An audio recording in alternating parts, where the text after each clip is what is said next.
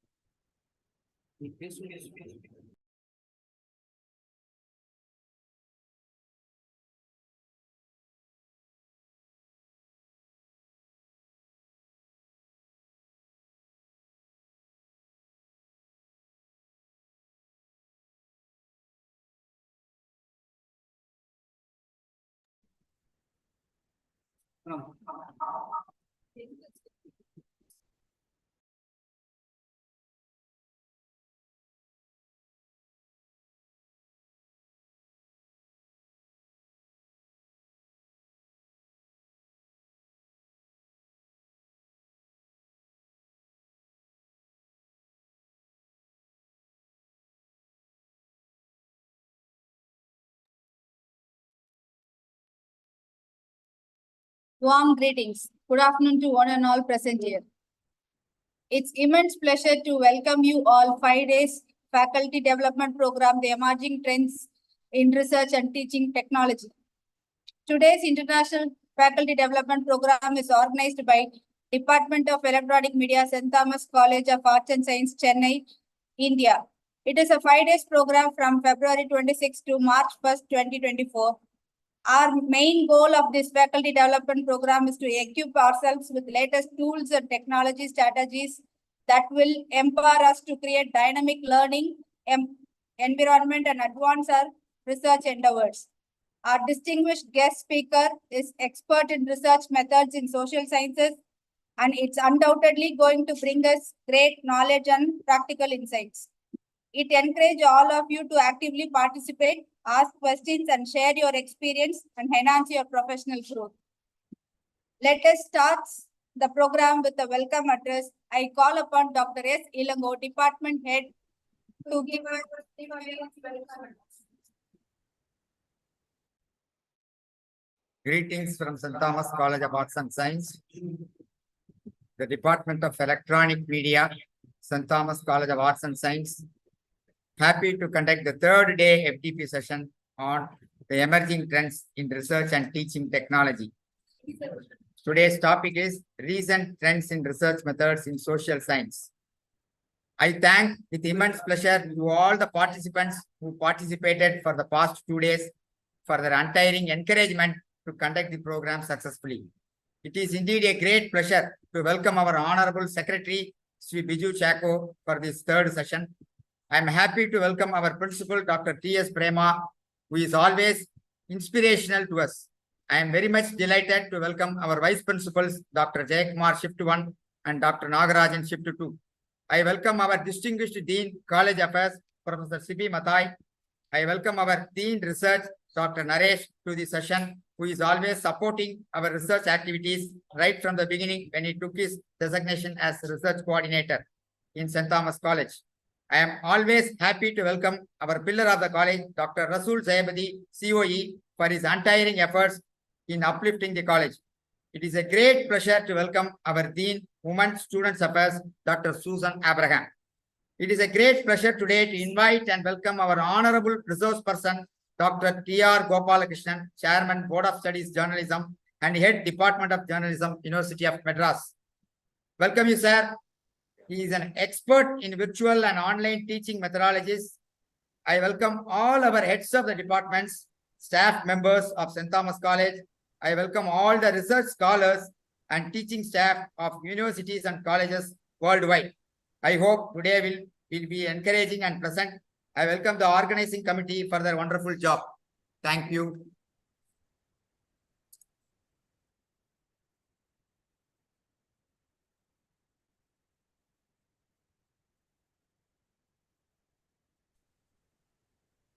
Thank you, sir. Now I call upon Professor S. Palani to introduce our guest for today to the audience. Good afternoon to one and all present here. It is with great pleasure that we welcome Dr. T.R. Gopalakrishnan, is Associate Professor and Head in the Department of Journalism and Communication, Mr. University Palani, of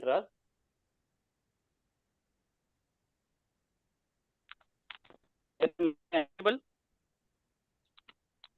Am I audible? Yes, yes. Yes, Palani, proceed. Okay, sir.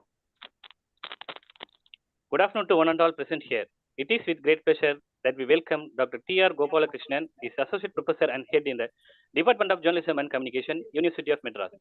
He has graduated in BSc Physics, MA Journalism and Communications, MPhil Journalism Communications, Master of Science, Communication Studies Journalism, Communication Department, published 40 publications in Indian international journals and papers in national international seminars, and organized.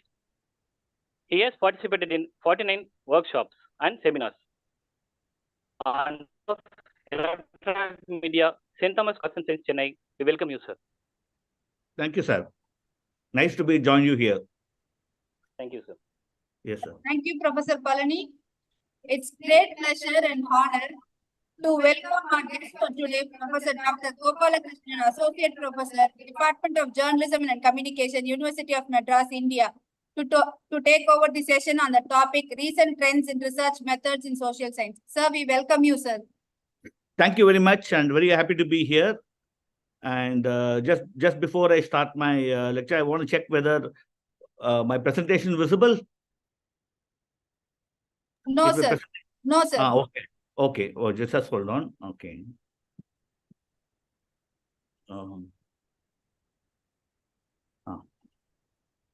Is visible now?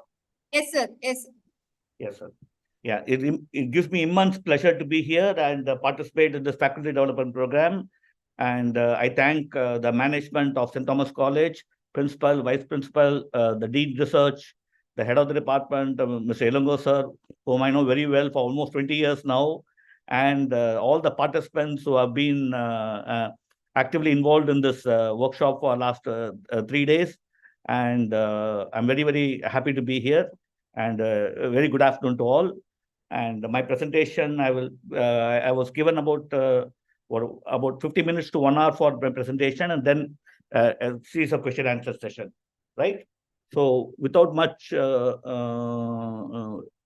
taking much time, I will straight away go into my subject area. Small correction, or not correction, slight fine tuning of my topic. It's on research trends and recent trends and research methods in communications. So my academic background, as you all know, has been in journalism and communications with special interest in health communication. That's where I come from. And I'm also very much interested in the areas like application of new technology, especially artificial intelligence, in research, which I'm not going to talk too much about today. All right, all right. So let me go straight into, so just hold on. How do we shift? Right, okay.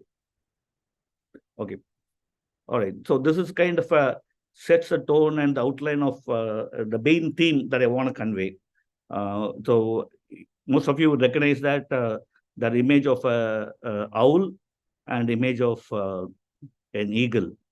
So just pay attention to this and keep this in mind. And probably at the end of the presentation, I might have to throw light on what this slide means and why is it in this place. All right, okay. Structure of a presentation, is the presentation clear? Yes, Is it- sir. Yes, sir. Okay, okay. Because there are too many menus in my screen. All right. Roughly, my presentation is going to be on this following format. I'll make some initial observations about communication media research in India, and also what's happening, as I understand it, the communication research trend in the international and Western context. And I also introduce the idea of post-disciplinary context. Communication field, as you might, many of you would probably instinctively say, it's very intrinsically interdisciplinary, but there is a catch there. We will discuss those issues. Then I will look at some of the themes and issues in communication research, go into some of the major trends that we see. Then I move on to specific areas in emerging trends, focusing on some of the new technological developments. I will introduce two more new concepts, which are collective modernity and interaction expertise. I'm not going to delve deep into this particular concept because that requires a separate presentation on its own. And the most fundamental is the need for scientific attitude and value. That's one of the big areas I want to focus in the later part of the session. And as I understand it, we all have. Am I clear? Is my volume clear? Is it clear? Am I audible? Yes, sir. Yes, sir. Yes, All sir. right. All right, fine, great. Thank, just checking. All Yes, right. So I will go into the first principles.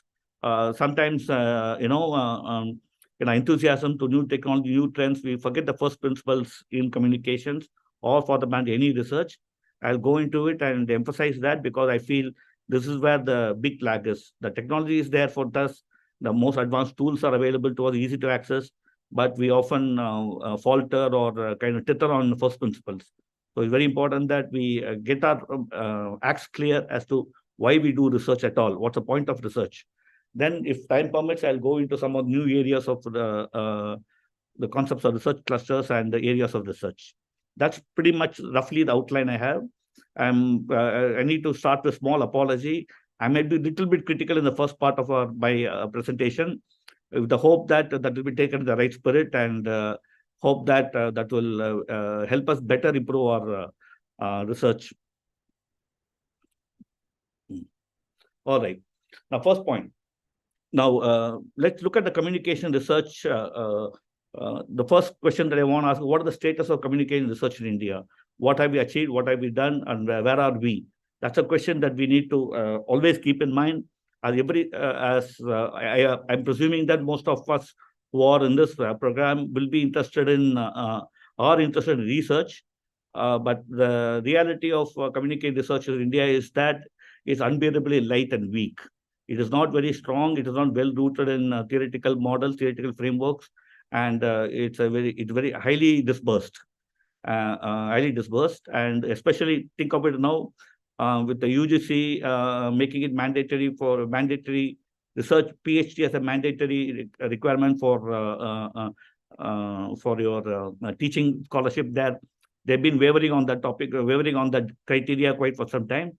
But what has happened is that there has been a sudden, unusually huge spike on communication research. Last 4 or 5 years, we've been seeing extraordinary levels of communication output, and not all of them are, we can say, the good quality research. Many of them are doesn't even meet the international requirements or minimum requirements for the matter. Forget about international requirements. So that is a very sad state of affair as far as communication research is concerned in India. We will let me try and see. I will articulate the discussions and try and see how we can address this and how we can improve our scope. Just to give you a brief origin of our communicate discipline or communicate research in India, they go together in a sense that most of you might be aware that our field emerged within the discipline of journalism. We were all originally from 40s onwards, from 40s. University of American Journalism Department was started in 47. Punjab University Journalism Department was 42 or something like that. And we've been focusing on a lot on journalism, was ultimately the discipline that kept us together under one roof. But subsequently in the 70s, we moved on to include communication as another factor, other discipline. And in the 90s and 2000, other disciplines, visual communication, electronic media, and so many other animation, multimedia, and so many other subject areas have come into our under our single disciplinary umbrella. As a consequence, what has happened is that our discipline and research in discipline is very, very scattered and very fragmented and very disorganized and disoriented. So this has been a big problem in India. Just to give you where we started from, the kind of research that we were initially doing were all industry research. That is, All India Radio had a listeners or readers, listeners unit, where research unit where they did research using diary methods and so on. And then that we had market researchers from other disciplines, by management, by doing market research where communication, media use was included as part of the component. Then in the 70s, you're all familiar with CADA project, SITE project, where a research was brought in part of the development communication program within India. And there were a few, then in the 80s with the emergence of television, we had research on TRP and other public opinion surveys pioneered by India Today. And these were all the early pioneers of communication research. Most of them were within the context of commercial setup or government setup. And we also had something called as IRS, Indian Leadership Survey, conducted by Indian Newspaper Society, which were focusing on leadership surveys of language and Indian newspapers. Again, it's a very commercial, market-oriented research. The academic, when we take the academic research, we've been very slow in growing in academic research, while globally communication research has grown a great deal. Within the academia, the research has been very slow and very easy-paced and very scattered. So the problem here is this.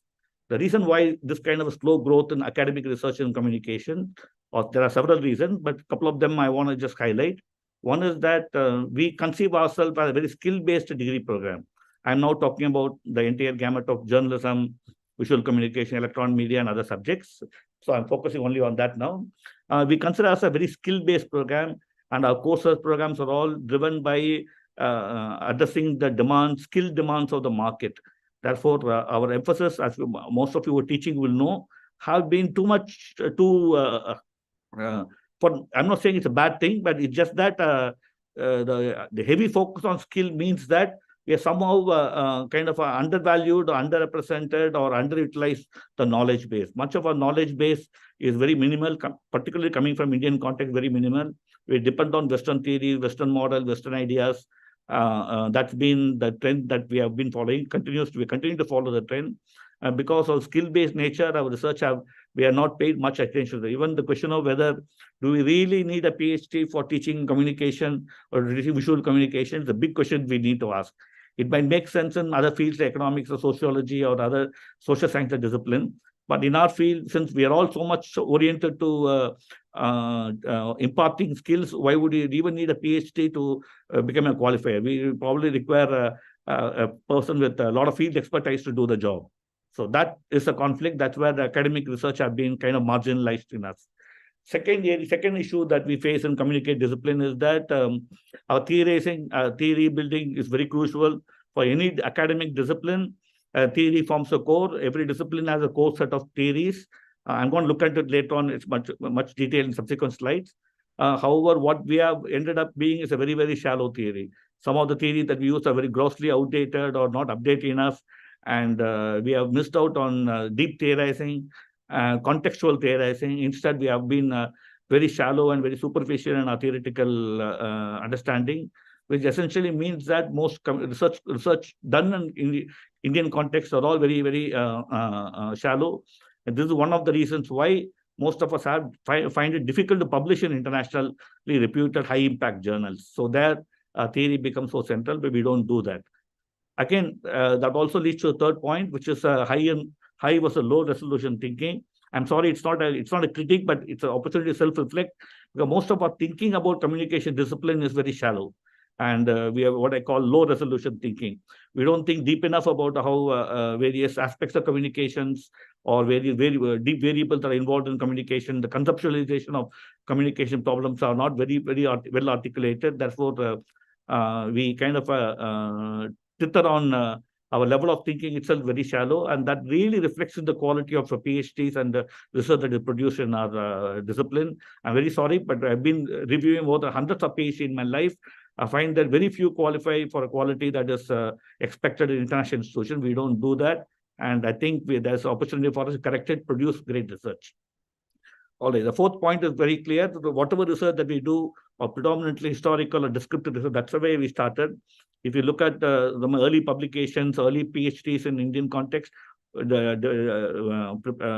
produced by our Department of Journalism, as well as other universities, we find that they are more descriptive, historical. We rarely find analytical research. We find explanatory research, or experimental research. These kind of more advanced techniques have not been widely adopted here. Therefore, that is also makes our research quality very weak. Therefore, we here. What a basic point I'm trying to make is that we definitely need to encourage new developments, increase in research output, but at the same time we should be aware that it should not become too messy. So that is the reason why I'm saying that the messiness is a problem. We'll go into next one. I hope I'm clear. Now, those of you who are looking at this, you see 4 diagrams here, A, B, C, D, right? Can any of you guess? Think of these 4 clusters. These called social network diagrams. These are called social networks, and each of the dots that you see are all consider this as an article, journal article. All right, or a theory or journal article, and the lines are how much connection they have between these articles. Okay, any of you here guess which the first 1, 2, 3? Which one comes closest to our discipline? Which one of the diagrams represents our discipline, the publications in our discipline? These diagrams represent the cumulative publications. It's about more than 1 lakh articles have been summarized in this social network diagram. Can you even look at it and give me a guess? A, B, C, D.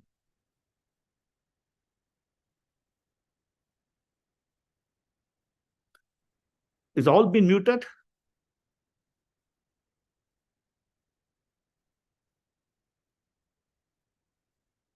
Can you look at it? All right. So let me not waste time. Let me go quickly try to explain what these are. The first diagram that you see are typically disciplines where there's a core theoretical theories are there. Okay. And then there are other research that are connected to the core theories. So this is what we call the classic disciplines. A discipline, economics, psychology, they all have a core set of theories that every student or every scholar should know or expected to know before they can go into their specialization or individual areas of work. All right. So this diagram A represents a classic discipline.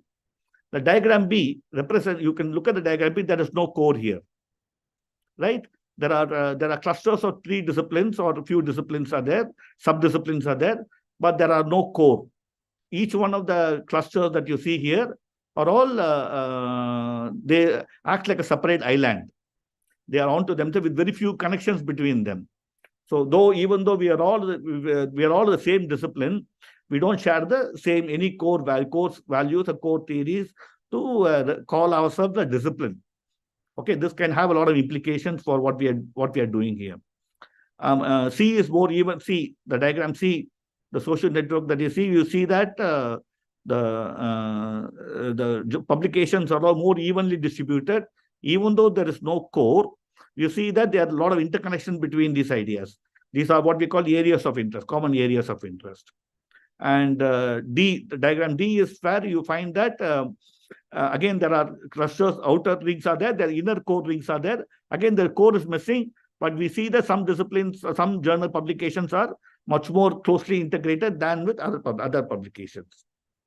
So this is what it means. The first diagram that you saw is scale-free network or traditional disciplinary core model, which is common in most other disciplines except our discipline. Second is fragmented multiple network. So this is the discipline where it's totally fragmented. I gave you the example of isolated models. And the third is structural cohesion network, a mixing of different specialization without theoretical core. And the fourth is small wall network, increased specialization, but broader integration at the same time. So there is fourth one is specialization is happening and integration is also happening. So there are very, very niche areas like political communication, health communications. So that's very narrow, and there's also integration. So come to think of it, when you look at our own communication discipline, we really need to think where we stand in which kind of network we belong to. And I want each of you, I will probably share the diagram with you. I want each of you to reflect on it and see where we stand. But where we stand in the network is a very unfortunate that we are somewhere between B. I'll go back hopefully. Somewhere between D. We are here. We are not well structured like DC, or we don't belong to small networks. Instead, at least communicate research in India is acting like the network is more organized like a B. So we have several disciplines with small connections with each other. So what does it mean? It means that though we are the only reason why visual communication, electronic media, journalism, media studies are all under the same umbrella is not because we share the same theories or models or common knowledge. That is simply because of historical reason. We happen to be in the same discipline. We happen to people who, the administrators have put us all into the same umbrella, even though we strictly might not belong to the same discipline or sub-discipline. This is the problem that we need to think. Okay. This is also the reason why our field appears to be very fragmented and disoriented. Okay. Now, this next problem. The next problem that we face, this is I would like you to read this statement very carefully because it gives you a sense of what I'm going to talk to next. The problem with communication research is, this is by Jeff Poole, who is a very famous historian of media and communication research, and spent quite a bit of work on tracing the history of communication research. So he says the problem with communication research is it's reputation. We have a reputational problem. We are not respected very well. This is something that might burn your heart, but we need to swallow it and try to do something. The field's marginal status within the Western countries, with all the disciplines put together, communication discipline actually has a very marginal status. The field's marginal status is the product of peculiar institutional history, which is what I was just referring to. Bringing in all subjects to bring many disciplines under one roof means the work is not read by scholars from other disciplines. Issue is not so much of quality as it is prestige. So we are not questioning the quality of research at a global scale. We produce very good research, but our research is not well recognized abroad. So which I'm going to be delving a little deeper into this. Okay. First, from whatever I've said so far, few things we can observe, few observations we can make. One is communication research. CR is communication research. Communication research is polyphonic, chaotic, and it doesn't have the discipline. The term discipline itself is really loosely applied to us. It might be a good strength or weakness. Let's see that. It is very flourishing, which means that several research is being carried out under the umbrella of communication, but there is no connection between them. The boundaries are very open, which means that a lot of implications for that. We'll come to that. Second is, I'm sure most of you have heard of the very popular Western song called Hotel California by Eagles, right? That's the famous line in that says that you can always check in, but you can never leave. So that's one of the very popular line in that song. And we call that a Hotel California problem. What it means, let me explain that. Now, we call us an interdisciplinary field, discipline, a discipline that borrows from other disciplines, right? Fine, fantastic. We borrow ideas from psychology, cognitive dissonance theory. We borrow ideas from economics. We borrow ideas from visual arts and aesthetics. We borrow ideas from sociology. We borrow ideas from international relations, international communication. But here is the problem. A lot of ideas come inside our discipline, but very few ideas goes out of the discipline. Do you understand that? This is what is called a Hotel California problem. We are very happy to pick ideas from other fields, but we are not contributing to other fields. So our knowledge that we have through our research is not reaching out to the other disciplines, or it is not widely accepted in other disciplines. Whereas we are taking in ideas from other disciplines. Therefore, the track is one-way track. The more comes in, less goes out, which means that that's one of the reasons why we have a problem with reputation and recognition. This is also the reason why, if you look at the impact factor citation indicators, communication research actually will be comparatively less cited by other disciplinary scholars. So other disciplinary scholars, we are almost invisible. Even though we produce a lot of content, we are almost invisible. Part of the reason is this, that we are not producing research that can convincingly convey to others the value of what we are doing. Okay, this raises a fundamental question. Are we a discipline at all? Is communication a single discipline? Can we put ourselves in a single roof? And who owns communication research? This is a very, very, very important question. A lot of research in communications, that is the phenomena of communication media, are not done by communication scholars alone. Economists are interested in communication. Psychologists are interested in communication. Today, we find that neuroscientists are interested in communication. We have a field called media neurosciences. Biology is interested in communication. And medical researchers, health scholars are interested in communications. So the lot of advertisers, they have their own communication tradition that might not be related, might not be connected to what we are doing. So we don't own the communication discipline. That's the point here. Fantastic research is going on in communication research. Most of you do literature review. We instantly recognize, just look at the author's affiliation institution. You will find that there will be authors from many other disciplines than from communication. That, in other words, a lot of communication, people are interested in communication research. Communication is a valuable area of work, very valuable, but we don't, that our discipline of communication doesn't have monopoly over it. So this is the problem. This is the problem as well as an opportunity. And this is something that we need to reflect a lot on. Okay, the second problem here is that because of the desperate nature, this is a paradox.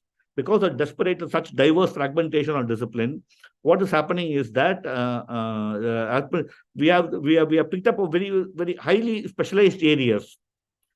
Okay, so our questions are very, very specialized.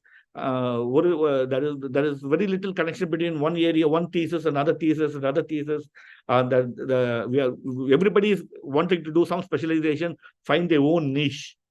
Unfortunately, as a consequence, we don't have a collective knowledge. We have difficulty in building a collective. Disciplinary questions are not there. Theory building is also not there. So common theory building, especially in emerging countries like India, this is a big problem we face because there is no guidance. Every research is so unique that we cannot replicate it. We can't replicate it, then it's not very helpful. That's a fundamental aspect of replication, right? Somebody has to verify the research. That's not possible because we are so specialized, so narrow.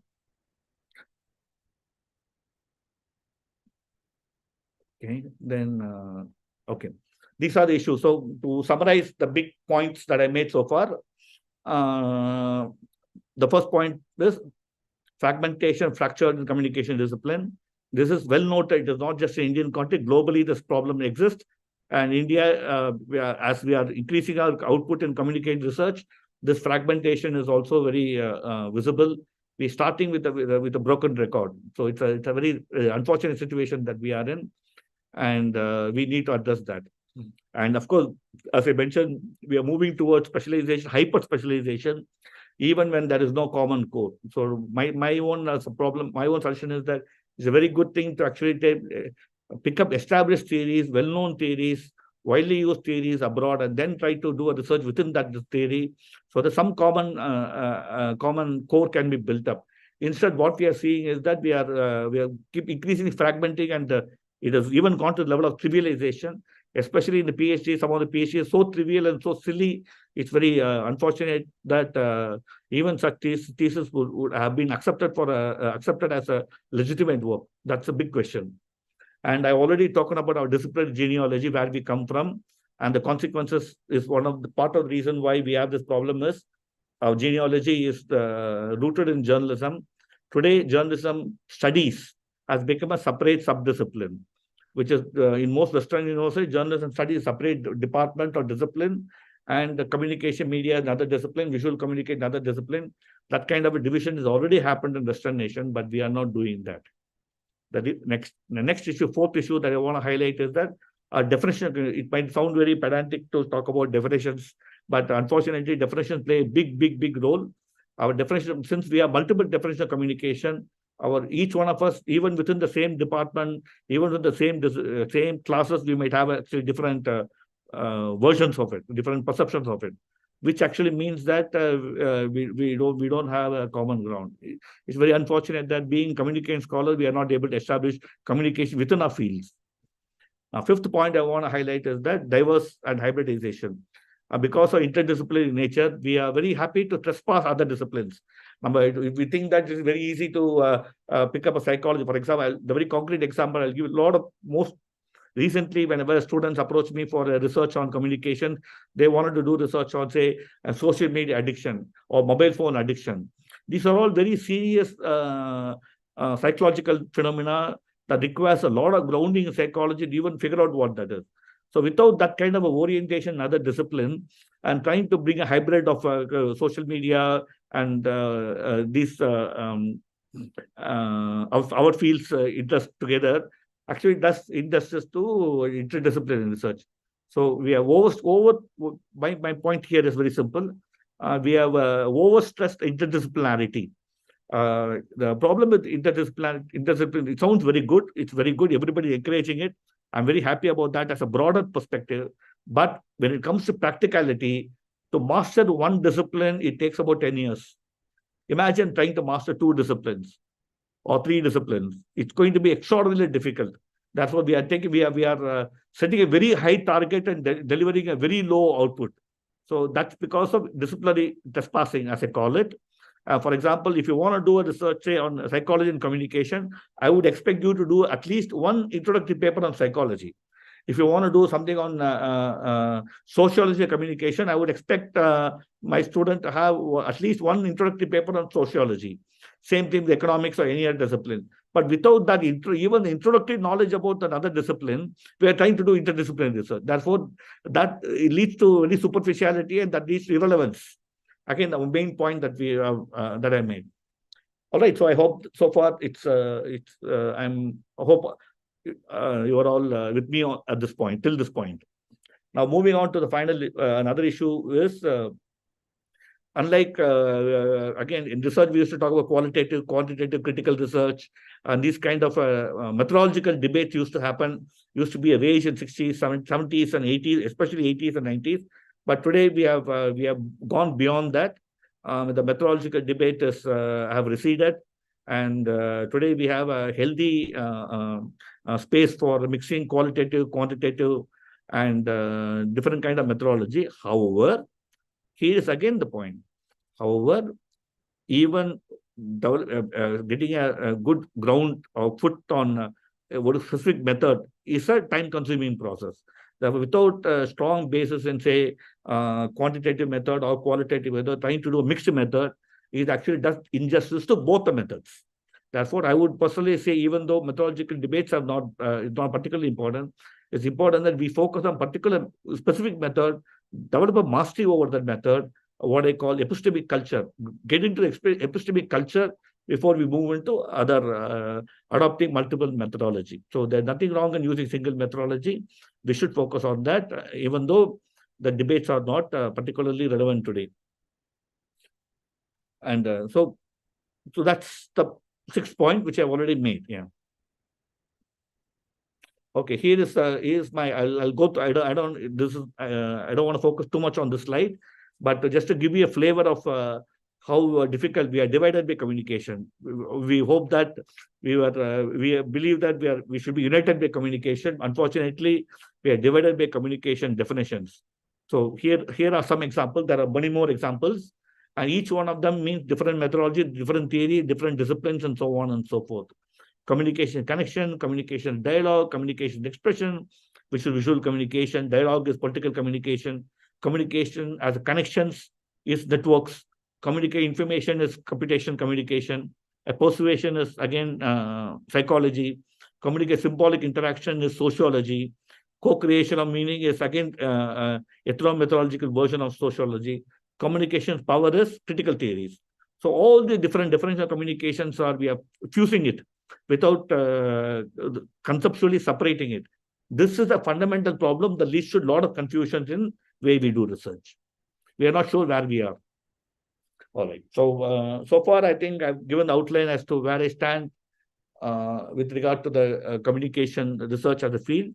And now I'll quickly move into given all this complexity, digital communications are coming, social media, WhatsApp, mobile phones have all come inside, gone into the mix. That's what we are facing additional challenges. So what the first thing that we need to know is the size of technology decreasing size. Technology decreasing in size, but growing in power. Social media is permeating every part of our life. Therefore, the division between what used to be mass communication, interpersonal communication, group communication, all the divisions are not particularly relevant today, and they are taking different meaning altogether. Therefore, our conventional thinking that of levels of communication has to be completely rethought today.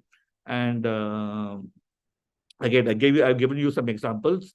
We talk about interpersonal mass communication divide. Those are now mixed up. We don't even know whether the mass communication exists today. Then mass self-communication have come in, which is, if you look at WhatsApp, you will get a good idea as to what we are talking about. So my question here is, do we still have to call ourselves mass communication? So this is a big question. There is the new book that have been published on this issue called The Rise and Fall of Mass Communication. I'll share the link to the book if possible. The basic idea here is that we are moving towards what is called as media balkanization. That is, mass communication is becoming less and less relevant, where other forms of communications and the mass communication, it's not gone away, but it is just becoming one component of larger mediated communication space we are in. Therefore, we are going through what is called as media balkanization and audience fragmentation, and mass communication happen to be a phenomenon. Take WhatsApp, for example. What is WhatsApp? WhatsApp is at the same time intrapersonal communication. When you message yourself, it becomes intrapersonal communication. When you message to your friend, it becomes interpersonal communication. When you message to your group, it becomes group communication. When you message to your community, it becomes community communication. Community communication. When you message to your organization or your business, like what we are doing right now, it becomes organizational communication. When a link goes viral, when a mass media link is shared, it becomes mass communication. Same device, same app, same work, but levels of communication are now fused. We can move in between levels of communication very easily. So this got implications for what the research that we do. The final question is, how digital communication attracted interest from all disciplines, which the fourth point I've already made, so I'll skip that point. Okay, I will also quickly give another angle to it very briefly. We are also seeing globalization in academia. Academia is also becoming globalized. So we are no more, we can say that this is Indian research, this is Western research, so on and so forth. Because of increased access to published material, journal articles across from several different countries, especially with availability of translation, machine translations. Now we have access to huge amount of knowledge base outside our own country. So academia is becoming globalized. In the 90s, we used to have the two kinds of institutional globalization happening. We're increasingly looking for collaboration, like WhatsApp groups, collaboration, and comparative research is becoming very strong. Intellectual globalization is happening. Western ideas are being globalized, as well as many ideas from different countries are also being globalized. Very classic example of late, many of you would have seen several publications for China and South Korea. So these are indications of how Chinese theoretical models, South Korean models are all becoming globalized also. So I'll skip the last point, de-Westernization. This has been a raging debate in our field in the 90s. Communication research is too Western focused, and it has to be de-Westernized. It has to be made Indian, or it has to be made local. Or those kind of debates are becoming not very relevant today, because the healthy hybrid of ideas from different South and West and East and North, and so these de-Westernization is a problematic thesis. We can retire them. Okay, so given all these things, my reason for hope is that communication discipline is not, it's something like a post-discipline. It is, we are in a space where we are the cross-section, intersection of several disciplines. So this is what we need to understand that. So we need to have special talent. Given that so much complication, there's so much diversity, fragmentation is there, we need to have some identity for ourselves. That we can all to sit together in a room and call ourselves communication scholars What is the common thing that brings us together? What binds us together? That's a big question we need to ask. All right. So first thing we need to understand is that we are at a crossroads, intersection of several disciplines. So number discipline, several, it's like, imagine like a crossroad. Several disciplines are crossing our fields. And that requires a special challenge. This is very famously expressed as what we called as a boundary work, pond field fallacy, as they are called. Imagine a traditional pond and traditional fields around the pond. Imagine that. And where does the pond end and the field begin? There's always this little muddy area where it is also a pond, it's also a field, right? So we are in that muddy area. We are in very messy area. That's which one the area. And the advantage is that that diversity and the variety is our strength, but that requires greater effort from us. In other words, communication scholars should have much more knowledge than other fields, because we are claiming to have the knowledge of several fields together. Therefore, our standard should be much higher than other fields. Economists who only work on economics, we can work on media and economics. So our field should be much more top-notch in that sense. So question is how to prepare ourselves, how to become a scholar in the future, how to navigate the sport disciplinary framework. Before I come to this, sorry. Okay. So I'll go to the previous slides. It's kind of a little mixed up. So I'll go to the previous slide. One way to think about it is that we can think about the concept of elective modernity, which is a concept introduced by a scholar called Scholar of Science and Technology by name Harry Collins. And he argues that communication is not logic, but a practice. And not a practice only, it's a form of life. In other words, instead of dividing our discipline into instead of dividing our knowledge into disciplines, we should think of dividing our knowledge into several research cultures, epistemic cultures. That's the first point that you need to keep in mind. Second is, so the research is a form of life. In a way, it's a cultural practice. If you look at it like that, we can see this as a different, each of our disciplinary research work can be different cultures. So that way of framing our research will be of help to us. And here, the question here is three questions. The fundamental to this is, these are three questions. One is, our justification should be deep-rooted justification instead of shallow justification. So whatever topic we are choosing, our justification for that topic should be deep-rooted, which means that it has to have relevance not only our field, but also the other field that we are borrowing from. And we should move away from thinking that our research is going to find truth. Instead, we have to think in terms of expertise. We have to gaining expertise is very important for research. If you're getting into research area, we need to have expertise is more important than searching for truth. Doesn't mean truth is not important, but developing expertise is very crucial for us. Okay, expertise is the locus of legitimate interpretation. What is this expertise? I'll briefly give you the indication. Where we can call the interactional expertise. Just keep in mind the key word, which I'll express later. Interactional expertise. Okay, so we should think in terms of facts, not facts, but approaches and norms. What are the norms that we are using in research? What approaches we are taking? Those are very important as much as facts. Right decision was the best decision. We should never go for the right decision. We should go for the best decision that are available to us. Okay, now there are core values. Exteriorly, this is the core value that binds our discipline together. Which whether you do qualitative, quantitative, behavioral sciences or social science approach or information science approach, whatever it is. I want to emphasize this a lot. This is, if at all I have one message I want each one of the participants to take home, is this one particular slide. I will share the slide with you. I want each one of you to go through the slide very carefully, because this is the core of research. Have I run out of time? Can I take another 5 minutes? Yes, sir. Yes, sir. Yes, sir. I hope this is important. All right, great. Okay, now, first is respect for evidence. Whenever you decide, you say you want to do research, it has to be evidence-based.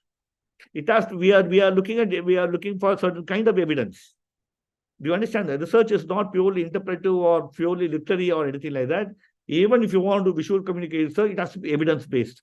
Think of it. If you don't have respect for evidence, if you don't value evidence, What evidence can I give you to say that evidence is, can I use to convince you? Therefore, we often don't think in terms of evidence. And as research, this is common for all research. Unfortunately, in a communication field, this is undervalued. We do research on film analysis, film interpretation and all. What's the point? What kind of evidence are we creating? And what is the argument that we are making? That is always never unclear, and it's very vague and loose. Our justification is not very sufficient. So we have to have respect for evidence, value for evidence. We also need to have good arguments and build on rationality. I will explain what rationality is in a couple of slides later. We have to build our thesis on rationality, good arguments, and strong evidence. All right. What does it mean when you say look for evidence? Means we have to change our view when the evidence changes, which is very crucial. You may start with an argument. You may start with your thesis with a research with argument. But the end of the research, you also maintain the same argument. Then we are not made a change. Your research is simply, you have decided the conclusion and then you're trying to use your research to justify the conclusion, rather than be open-ended and expect have open-ended. Don't conclude. Don't make your conclusion the main case of argument. Make your conclusion open-ended. That's what we change your mind based on evidence. The evidence changes, your mind should change. If you don't do that, this is the problem mostly with critical theories. Those who use critical theories, social justice theories, they have this huge problem because they cannot, their conclusion is already made. Okay. So provide arguments and evidence for your belief. That's one of the more important things. And what we are doing in research, think of every research or every theory as a map. A map, though, I'm sure most of you have heard of the idea the map is not a territory, right? A map is a representation of territory. Same way, think of your research as an attempt to develop a model of map of reality. Ella research may reality or a map. That is very crucial. So there's a good map, there's a bad map, or useful map that is not useful. Same way, your research should be like a map of reality, a particular reality that you're interested in. You might be interested in media effects, you might be interested in reception, you might be interested in whatever the topic you are interested in. And finally, the error is human. This is crucial. In scientific research, error is not a problem. Error is something that needs to be corrected. And as Charles Darwin very famously have said, I'll paraphrase it, to err is human, to correct is science. Sometimes it may be very, very honorable to actually fix somebody's error than to find something new or innovative. Therefore, error correction mechanisms, understanding our own biases, cognitive biases, is very crucial. Okay, here is one diagram that illustrates it. I hope this is visible.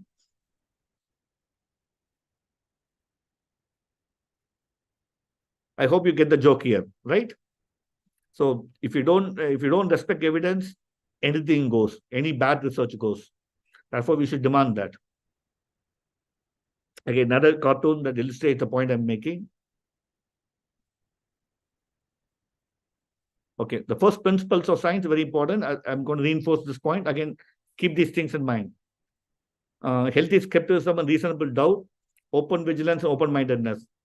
You start your research with some idea, don't think that we'll end up with the same idea. You might be wrong. Be open about it. Second is being intellectually honest is very, very, very crucial.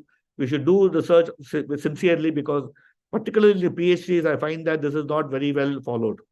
So intellectual honesty is very important because there are very few people who have knowledge to judge your thesis. So you are going to be your own judge in some way. That's very important. We are not doing that. And finally, if you genuinely want to make a difference to the world, if you want to serve justice, compassionate policies require dispassionate research. Therefore, if you really genuinely want to make a difference to the world, genuinely contribute to social justice, it's very important that our research is dispassionate. Very value-based, personally to emotionally involved research often don't lead to useful research, though it might be very good. Personally, it might not lead to useful research.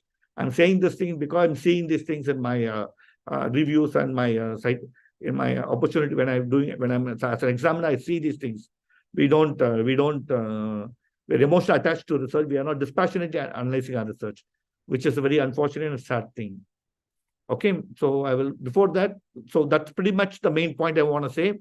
Here again, the core value, what are we sharing as scholars? Observation, immersion, very important. Collaboration means checking with each other. Replication means the ability to replicate our research. If somebody does a research, I should be able to replicate it. Falsification, try to show that your data might be wrong.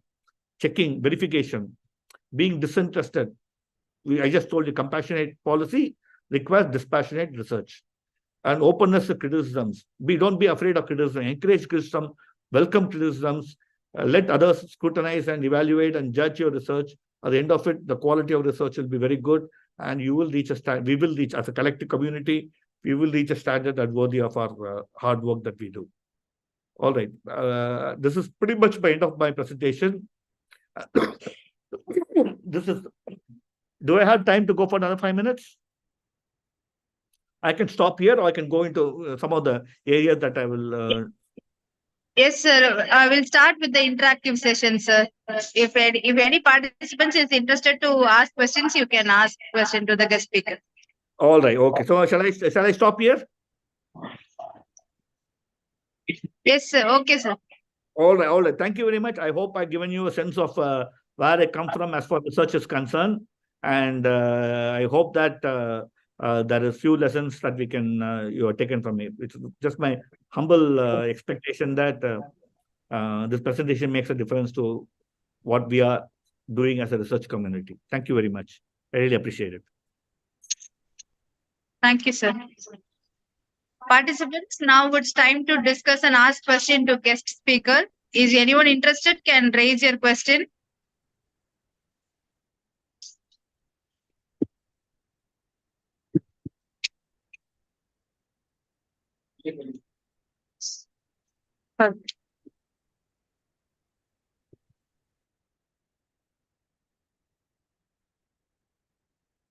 Yes. Sir. Yes, sir.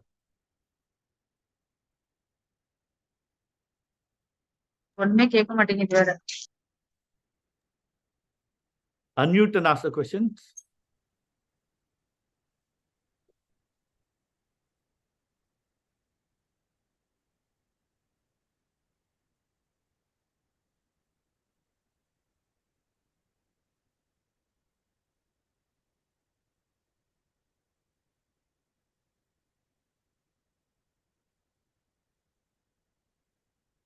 Sir.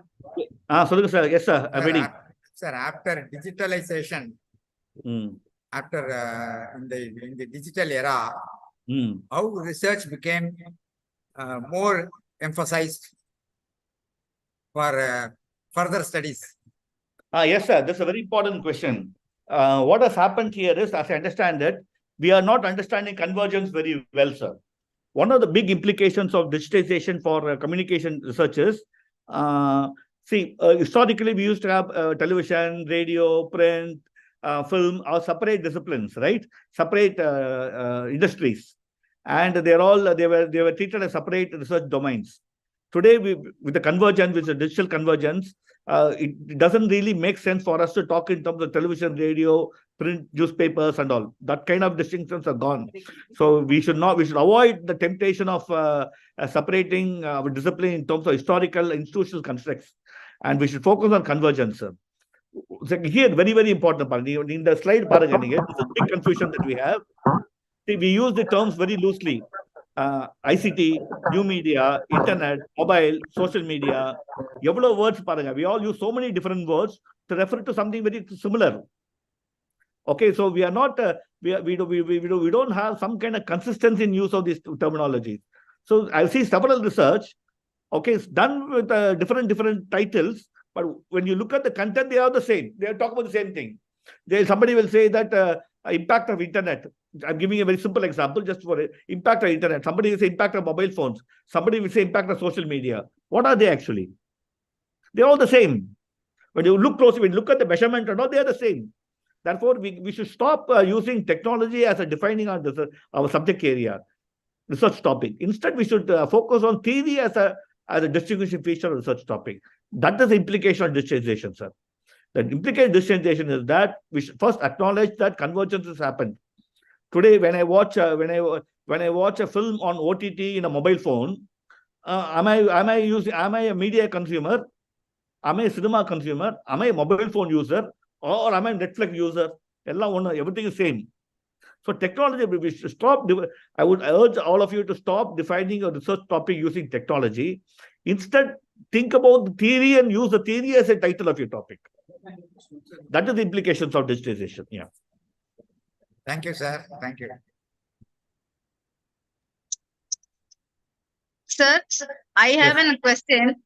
Sir, as an academician, I was about to write an e-learning article, but still I couldn't express my opinion and ideas directly in the article. I mandatorily stuck to with the citation and reference with the writing tool techniques. Why it is so, sir? Why I cannot write my... Let me explain that to you. It's a very important question. Give me a second. Yes, sir. Here, let's come in. Now, question is e-learning a part of communications from a disciplinary point of view? See, we stretch our field so weakly, so widely. All right. Now, the part of the problem, the part of the reason why we have difficulty in publication, any publication, especially in areas like e-learning, education, is because there is a subdiscipline in our field called the educational communication. All right.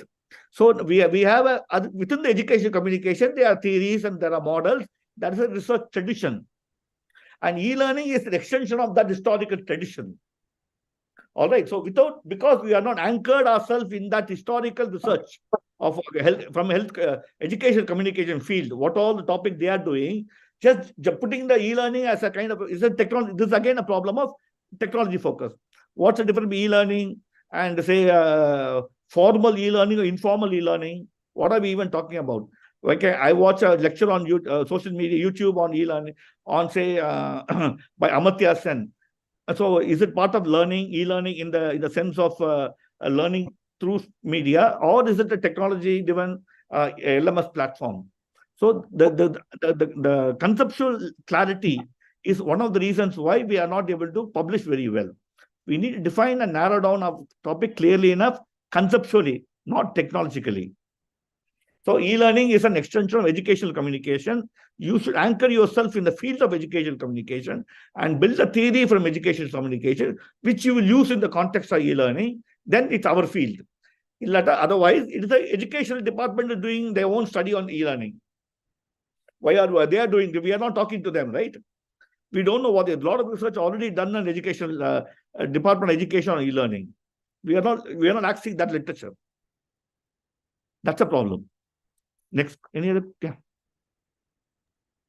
Thank you, sir. I hope it was useful. Yes, sir. Yes, sir. Definitely.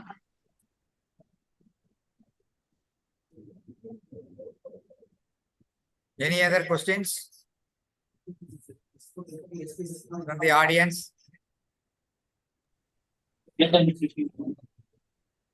Sir, I have another doubt, sir. Yes, sir, please. to test the hypothesis, whether SPSS is mandatory or I can do with my data interpretation, sir. No. Let me put it this way. SPSS is just one software. Okay, right? Sir. There are many softwares, including our program is there, and there's another one called a JASP open source software is there, JASP. Hypothesis testing and all, it's a conceptual level thinking. All right. Okay. And hypothesis is by definition testable. So if you propose a hypothesis, that is your test hypothesis. The testing is the evidence I'm talking about. All right. Today, that a huge revolution has taken place in our field of social sciences. It's very fun. Last 25 years, there's a big revolution has taken place called the causal revolution.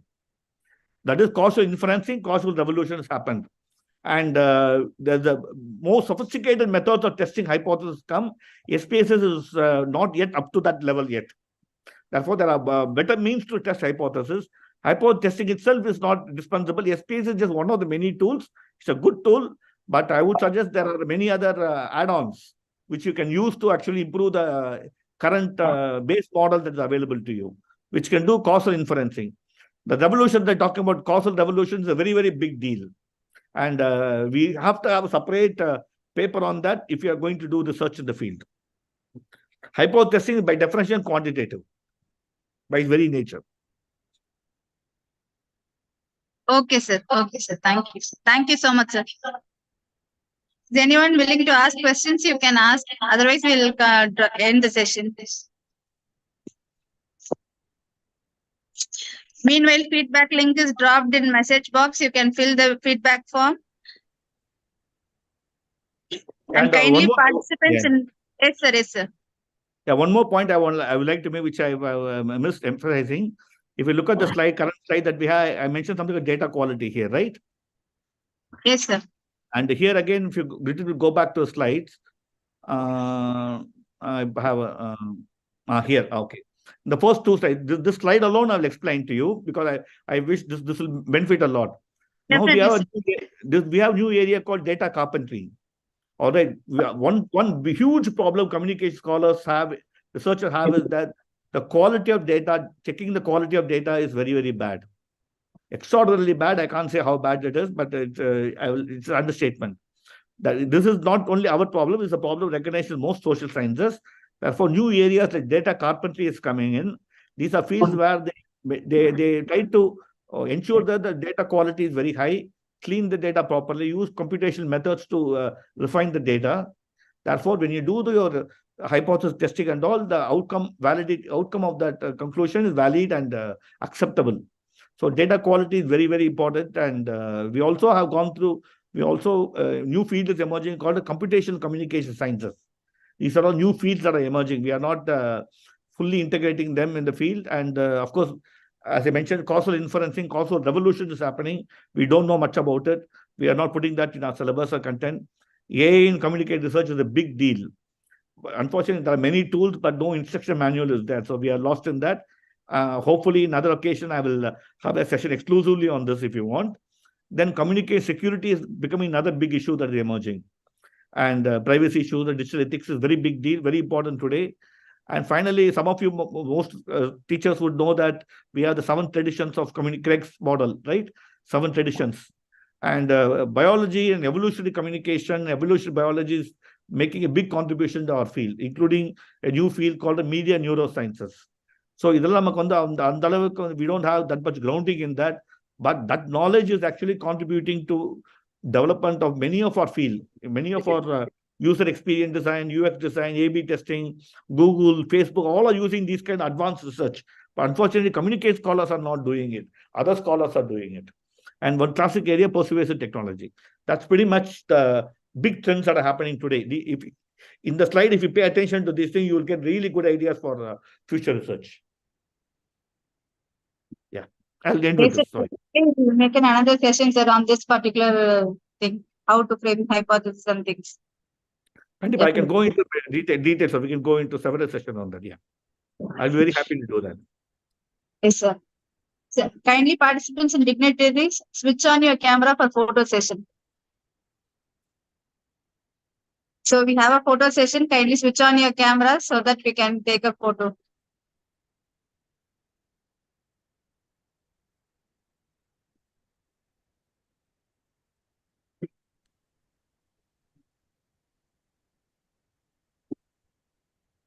Thank you so much. As we come to the end of the session, I invite Professor Raj Kamal to propose the vote of thanks.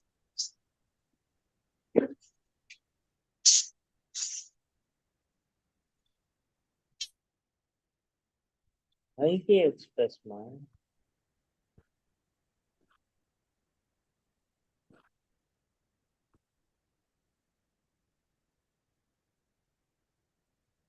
தம்பி 6:40 இருக்கு. அது மாதிரி junction இல்ல.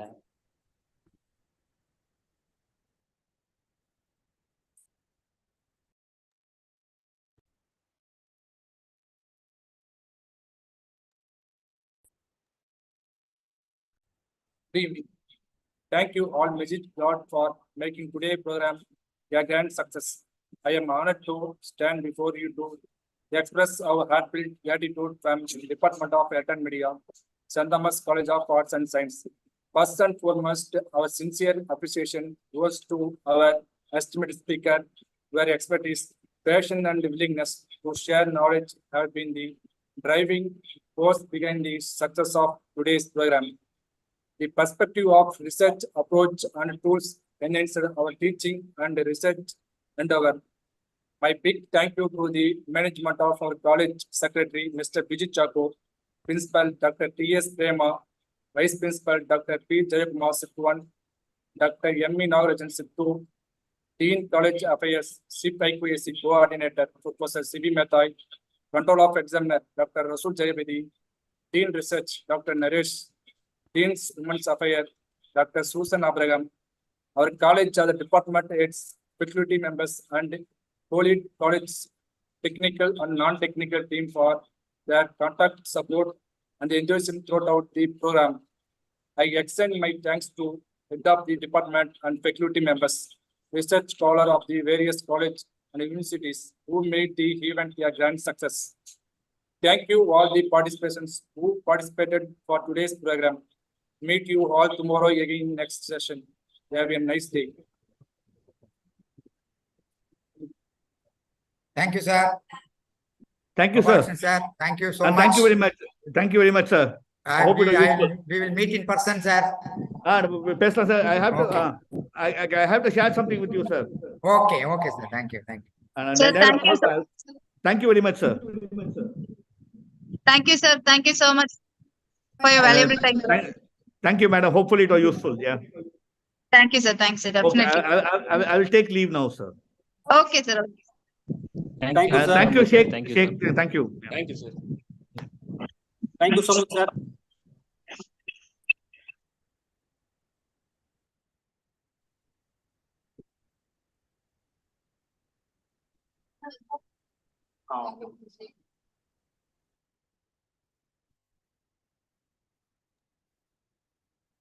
Thank you, Professor Palani and Professor Mahesh. Thank you, sir. Thank you, sir.